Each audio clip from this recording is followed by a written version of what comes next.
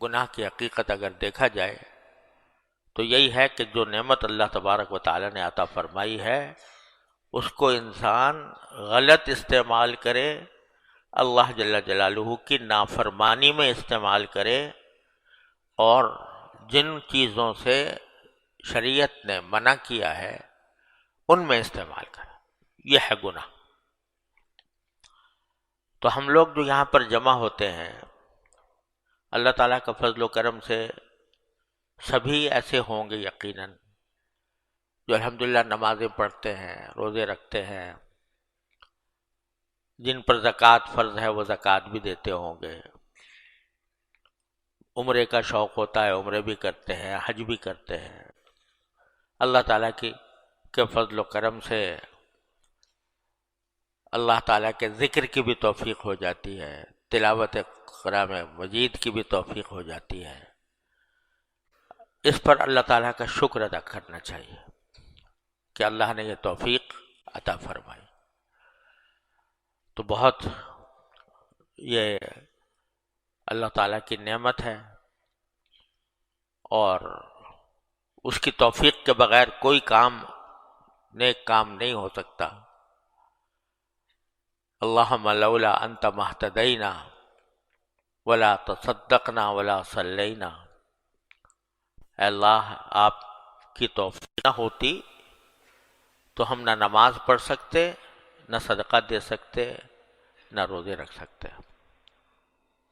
تو اللہ تعالیٰ کی اس توفیق پر شکر ادا کرنا چاہیے۔ جیسی کیسی بھی ہم پڑھتے ہیں الحمدللہ پڑھ لیتے ہیں، یہ نعمت ہے اللہ تعالیٰ کی۔ اس لیے اس مجلس میں شرکاء کو اس بات کی دعوت دینا کہ نماز پڑھا کرو، الحمدللہ پڑھتے ہیں پہلے سے، لیکن جو چیز خطرناک ہے وہ ہے گناہ۔ اللہ تعالیٰ محفوظ رہے، خطرناک چیز گناہ ہے۔ اچھے خاصے نمازی، صف اول کے پابند اور بزرگوں سے تعلق رکھنے والے، اور اپنی شکل و صورت سے لے کر اپنے اعمال و افعال تک سب میں نیک نظر آنے والے، اگر اپنا گریبان میں منہ ڈال کر دیکھیں تو گناہوں سے بچنا ان کا سب سے بڑا مسئلہ ہے۔ کتنے گناہ ہیں جس میں جان بوجھ کر مبتلا ہو جاتے ہیں، کتنے گناہ ایسے ہیں کہ جو بے شعوری کے ساتھ، یعنی جان بوجھ کر نہیں لیکن اپنے نفس کی کمزوری کی وجہ سے مجبور ہو کر انجام دے جاتے ہیں۔ تو ہمیں زیادہ فکر اس کی کرنی چاہیے۔ وجہ اس کی یہ ہے کہ اگر کوئی شخص اتنا عابد اور پرہیزگار ہو، عابد اور زاہد ہو کہ اس کی کوئی نماز نہ چھوٹی ہو، فرض نماز،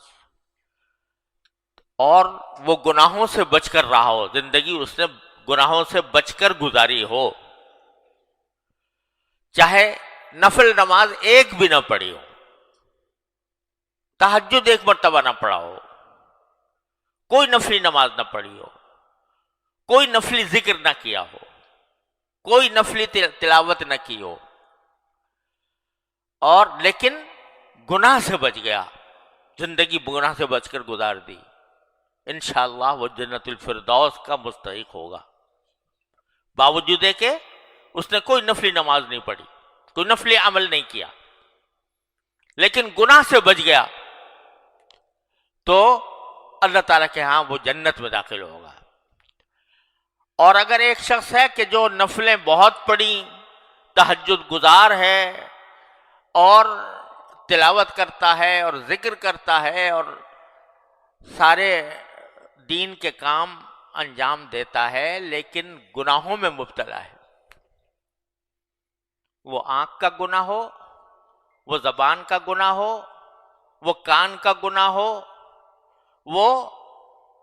معاملات کا گناہ ہو، وہ معاشرت کا گناہ ہو، وہ اخلاق کا گناہ ہو، اس میں اگر مبتلا ہے تو باوجود ان ساری نفلوں کے، باوجود ان سارے اذکار کے، اور باوجود ان ساری عبادتوں کے، اللہ تعالیٰ کے یہاں پکڑا جائے گا۔ تو گناہ اتنی خطرناک چیز ہے، اور اس کی قسمیں، گناہ کی قسمیں بھی بہت ساری ہیں، اور حاصل ان کا وہی ہے جو میں عرض کرتا رہا ہوں کہ اللہ جل جلالہ کی نعمتوں کو غلط استعمال کرنا، اس کی مرضی کے خلاف استعمال کرنا۔ اللہ تعالیٰ کی مرضی کے مطابق استعمال کر لے، وہ نیکی ہے، وہ ثواب ہے، وہ اجر ہے، وہ جنت کا موجب ہے۔ اب خاص طور پر میں جس پر بہت زیادہ زور دیتا ہوں، وہ دو ہماری نعمتوں کے دو غلط استعمال ہیں جو بہت زیادہ عام ہیں اچھے خاصے نیک لوگوں کے اندر۔ ایک آنکھ کا گناہ اور ایک زبان کا گناہ۔ یہ دو چیزیں بڑی خطرناک ہیں، اور اس میں اچھے اچھے تہجد گزار لوگ مبتلا ہیں۔ آنکھ اللہ تعالیٰ کی نعمت، اتنی بڑی نعمت، اتنی عظیم نعمت، جس کا آدمی ساری زندگی سجدے میں گزار دے تو شکر ادا نہیں ہو سکتا۔ مفت مل گئی ہے، بغیر کسی محنت کے مل گئی ہے، اس واسطے اس کی قدر نہیں اور اس کی عظمت کا احساس نہیں۔ کسی دن اگر اچھے بھلے آدمی کو کسی وقت اچانک چند لمحوں کے لیے بھی اس کی بینائی چلی جائے تو وہ اپنی ساری دولت خرچ کرنے کو تیار ہو جائے گا کہ کسی طرح یہ میری بینائی واپس آ جائے۔ اللہ تعالیٰ نے مفت دے رکھی، وہ دی ہے اس کام کے لیے کہ اس نگاہ کو اللہ تبارک و تعالیٰ کی مرضی کے مطابق استعمال کیا جائے۔ مرضی کے مطابق استعمال کرنے کا راستہ کیا ہے؟ کہ ان کاموں میں استعمال کیا جائے کہ جو یا تو ثواب کے موجب ہیں یا اللہ تعالیٰ نے ان کو جائز قرار دیا ہے۔ جو ثواب کے موجب ہیں ان میں نگاہ کس طرح استعمال ہوگی کہ آپ، حدیث میں آتا ہے کہ والدین کو ایک محبت بھری نگاہ سے دیکھ لینا یہ حج اور عمرے کا ثواب رکھتا ہے۔ یہ نگاہ کا وہ استعمال ہے کہ جو اللہ تبارک و تعالیٰ کے فضل و کرم سے وہ موجب اجر ہے، موجب ثواب ہے۔ اپنی اولاد کو محبت کی نگاہ سے دیکھنا، پیار سے دیکھنا، یہ بھی خود اجر و ثواب کا سبب ہے، کیونکہ نبی کریم سرور دو عالم صلی اللہ علیہ وسلم کی سنت تھی کہ وہ آپ اپنی اولاد کے ساتھ محبت فرماتے تھے، پیار سے فرماتے تھے، ان کو دیکھتے تھے، ان کے بوسے لیتے تھے۔ ایک مرتبہ رسول کریم صلی اللہ علیہ وسلم کے پاس آپ کے نواسے موجود تھے، تو رسول کریم صلی اللہ علیہ وسلم نے ان کو گود میں لے کر پیار کیا۔ تو ایک صاحب دیہاتی قسم کے آدمی تھے، وہ بیٹھے ہوئے تھے، تو وہ کہنے لگے آپ اپنے بچوں کو پیار کرتے ہیں؟ میں نے تو ساری زندگی اپنے کسی بچے کو پیار نہیں کیا۔ تو رسول کریم صلی اللہ علیہ وسلم نے جواب میں کہا کہ بھائی اگر تمہارے دل سے اللہ تعالیٰ نے رحمت چھین لی ہے تو میں کیا کروں؟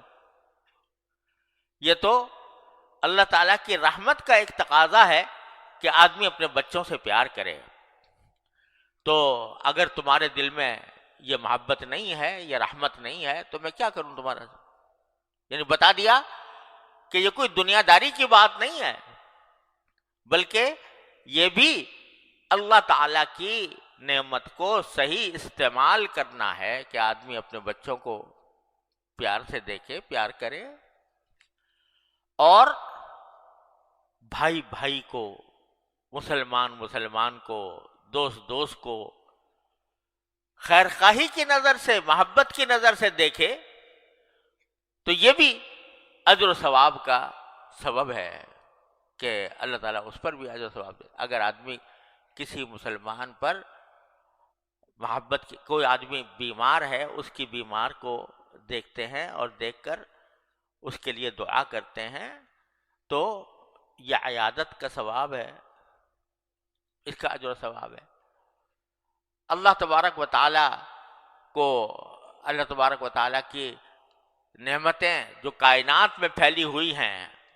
خوبصورت مناظر ہیں، ان کو دیکھنا اور دیکھنا فی نفسی جائز ہے، لیکن اگر ان کو دیکھ کر